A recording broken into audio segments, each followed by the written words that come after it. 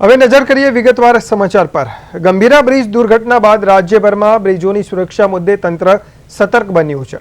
ત્યારે છોટાઉદેપુર જિલ્લામાં પણ થયેલી ચકાસણી દરમિયાન અનેક બ્રિજમાં ક્ષતિઓ સામે આવી છે, જેના પગલે સુકેત અને વસવા સહિતના કેટલાક મહત્વપૂર્ણ બ્રિજોને જોખમી જાહેર કરવામાં આવ્યા છે અને ભારે વાહનોની અવરજવર પર પ્રતિબંધ મૂકવામાં આવ્યો છે। શરૂઆતમાં નજીક ડાયવર્ઝન આપવામાં આવ્યું હતું, પરંતુ એ વિસ્તાર ટાઈગર મૂવમેન્ટ ઝોનમાં આવતો હોવાથી वन विभागना वांधा बाद वाहन चालकों माटे लगभग 20 किलोमीटर लांबो डायवर्जन नक्की करवामां आव्यो छे। लांबू अंतर अने वधता खर्च तथा सिंगल पट्टी मार्ग तेमज स्थानिक विरोधने कारणे ट्रक चालकों अने ट्रांसपोर्ट व्यवसाय साथे जोडायेला लोको पर भारे असर पड़ी रही है।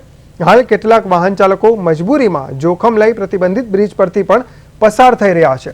त्यारे ચોમાસા પહેલા કાયમી અને સુરક્ષિત ઉકેલ કરવામાં આવે તેવી માંગ વધુ તેજ બની છે।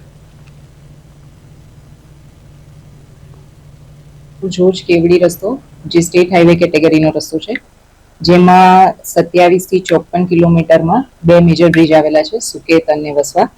પ્રી મોન્સૂન ઇન્સ્પેક્શન દરમિયાન સદર બ્રિજમાં થોડું ધોવાણ થયેલું જોવા મળ્યું છે, જેથી કરીને હાલમાં એ બ્રિજનું રિપેરિંગ કામ હાથ ધરવામાં આવેલ હોય।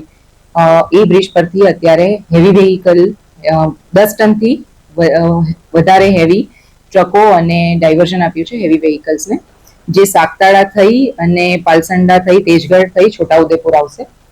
આ ડાયવર્ઝન આશરે 20 કિલોમીટર જેટલું વધારાનું છે। બે બ્રિજ બંધ છે, અમે લોકો આમ ફરીને આવીએ છીએ 30-40 કિલોમીટર જેવું પડે અમારે, પછી અમારે અહીં આમથી આવીએ છોટકોટ પડે। આ બે બ્રિજ હજી કામ ચાલુ કર્યું, કામ કરાવે એવી માંગણી છે। છોટાઉદેપુર રોડ બંધ થયો બ્રિજને લીધે, ત્યારથી અમે ડ્રાઈવરોને તકલીફ બહુ પડે છે અને આપણે આ બાજુ ભીખાપુરા બાજુ જઈએ તો પબ્લિક નીકળવા દેતી નથી।